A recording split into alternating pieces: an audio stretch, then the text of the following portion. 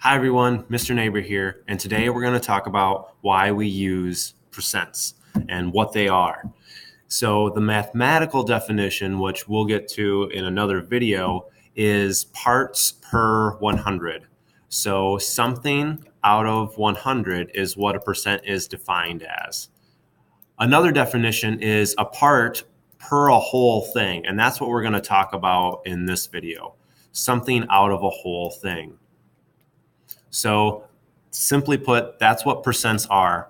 Something out of 100 or something out of a whole thing. So why do we use percents? Let me start with an example. Let's say we have two different types of buckets. So here's one bucket, very, very tall. Here is a smaller bucket that isn't as tall. Each are filled with some substance. This one is filled about halfway, and this one is filled almost all the way. So both these buckets have the same substance in them, and we want to know which one is fuller. Which one is fuller? Notice I didn't say the question. Which one has more of the red liquid? I asked which one is fuller. So this one is half full.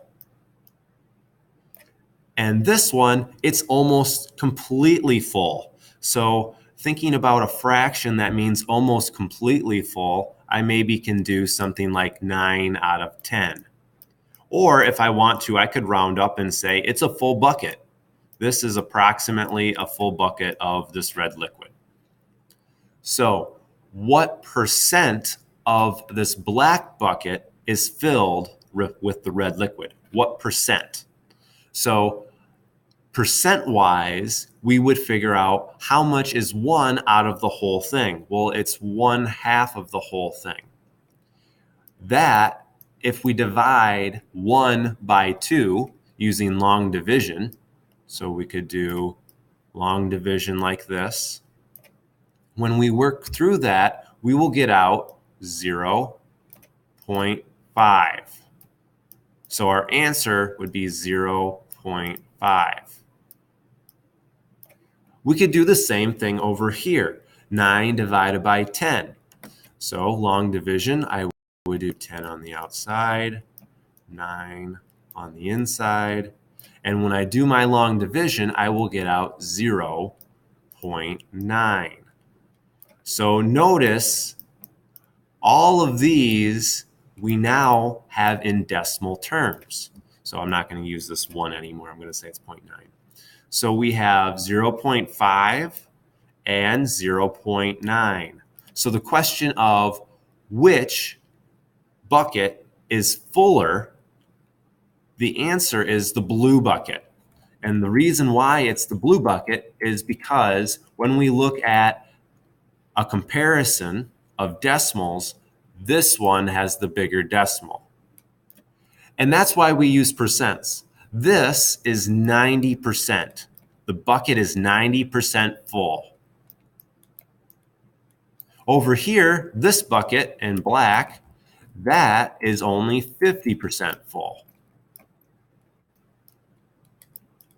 So yes, this bucket, if we look at the line, it looks like that red line is more than the blue bucket's red line. So it probably does have more red liquid.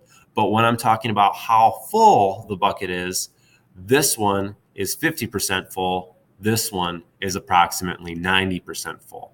So percents do something with comparison purposes. We compare two things.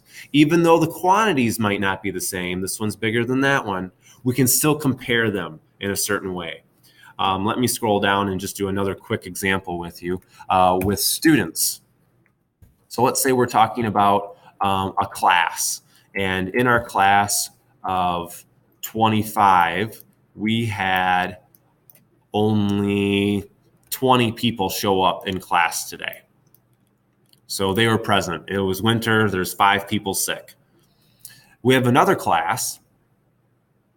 They only have 20 students in their class, and 15 showed up this time for them. So both are missing 5 students. But what percent of students are actually in attendance? So this is the question we want to answer. What percent of students are in each class?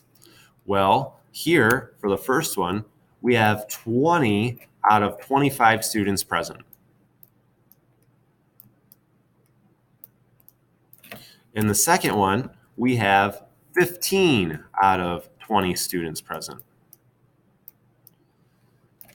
So I need to compare them. The way I'm going to compare them is to make them both into decimals. So I have to do long division. For this one, it would be 20 divided by 15. We will talk about tricks on how to do this without long division later. But when we do that, we will get out an answer of 0.75. And over here, we have to take 25 divided by 20. And this one, we will get out an answer of 0.8. So comparing these two decimals, we have 0.8 and we have, trying to find my red, 0.75.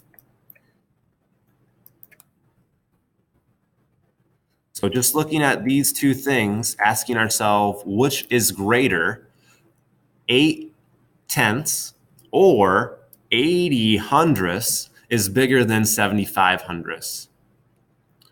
So even though they both are missing 5 students, this one has the bigger percent still in attendance, which I think a lot of people would guess that one. But I hope your guess isn't because the number 20 is bigger than the number 15.